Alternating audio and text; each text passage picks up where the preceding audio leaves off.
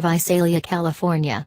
As Washington was abuzz Friday over the release of a classified memo, Democrats and Republicans were up in arms over its allegations.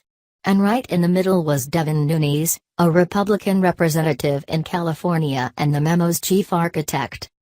Here in his home district, a conservative farming region in California's Central Valley, Mr. Nunes remains wildly popular, and his constituents, by and large, greeted the memo, and their congressman's role at the center of it, with a collective shrug. The memo, which has incited a political firestorm, accused the FBI and Justice Department of abusing their surveillance powers at the start of the investigation into possible ties between the Trump campaign and Russia. Instead, everyone wanted to talk about water, or more precisely, the lack of it. He listens, and he really took on the water issue, which is a big fight here, said Tom Pinkham, 47, a plum farmer. And speaking of water, Mr. Pinkham, a Republican, said of Mr. Nunes, "No one thinks for 1 second that he's carrying water for Trump. He's for less government. A no BS guy. That's it." In this district, Mr. Nunes is more closely associated with campaigning for farmers on water issues than anything to do with Russia, pushing for more dams and trying to get more water from Northern California in the face of a shortage that many fear could turn into another drought. Continue reading the main story. Related coverage. House Republicans release secret memo accusing Russia investigators of bias February 2, 2018. Graphic. Confused by all the news about Russia? We are here to help. December 10, 2017. Trump on memo, a lot of people should be ashamed. February 2, 2018. Read the Nunes memo, annotated February 2, 2018. His efforts have largely failed to solve the problem, which his Republican constituents here blame on environmentalists and Democrats in Sacramento, California's capital, who they say are more interested in saving the smelt from extinction than serving the region's farmers with enough water, an issue that President Trump took up during his campaign. Many people interviewed here on Friday were either unaware of the memo and the stir it had caused in Washington, or not concerned with it. The more information the better, Mr. Pinkham said over lunch at Philly's, a cheese-estique restaurant in the shape of a railroad car. The whole thing stinks. I'm not a fan of big government, he said, adding that he hasn't been watching the news. The less I watch, my blood pressure gets a lot better. Based in the heart of the heavily agricultural Central Valley, Mr. Nunes's district includes miles of farmland, but also parts of suburban Fresno County. Latinos slightly outnumber whites in total population, but that does not necessarily reflect the makeup of the electorate. The median household income is just over $56,000 a year, and about 20% of the population falls below the poverty line, compared with about 14% statewide. Just under 16% of people who live in Mr. Nunes's district have college degrees. Democrats have made California a prime target in their efforts to recapture Republican seats in the coming midterm elections. 7 positions now held by Republicans are considered particularly vulnerable.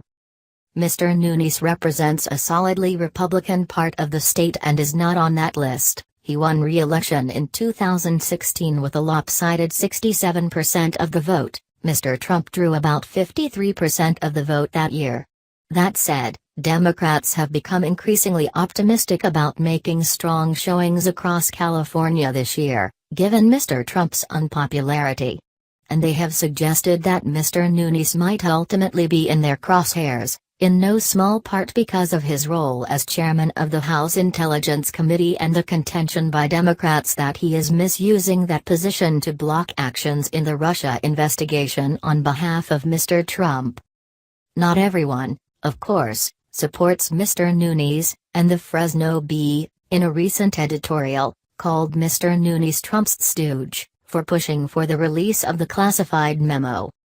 The editorial said of Mr. Nunes that he certainly isn't representing his Central Valley constituents or Californians, who care much more about health care, jobs and, yes, protecting dreamers than about the latest conspiracy theory.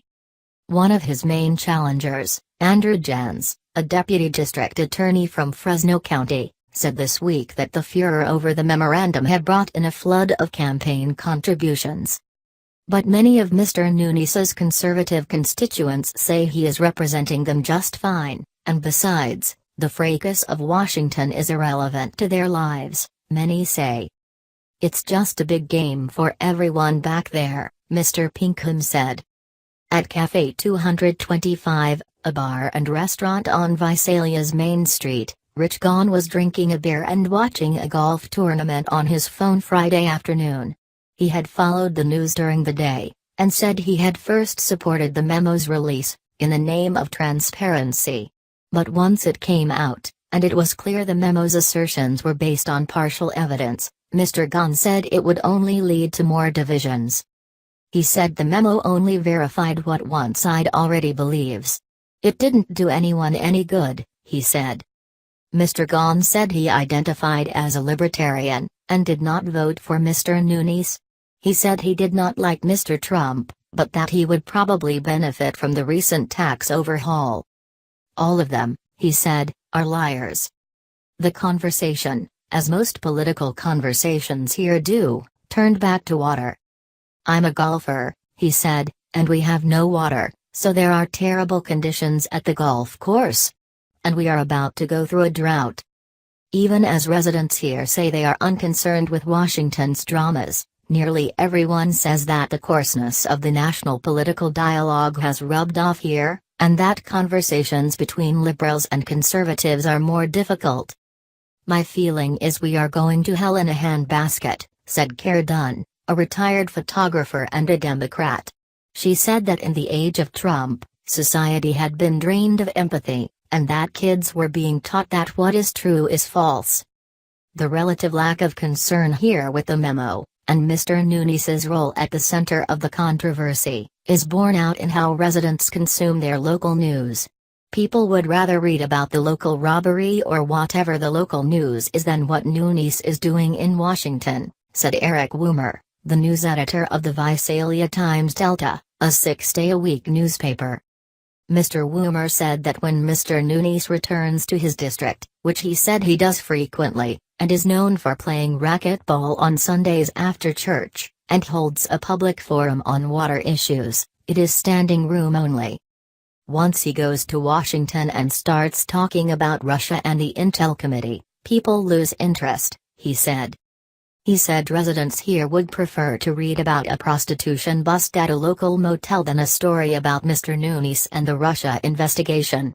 I don't think they relate to Russia, Mr. Woomer said. They care about what is going on here.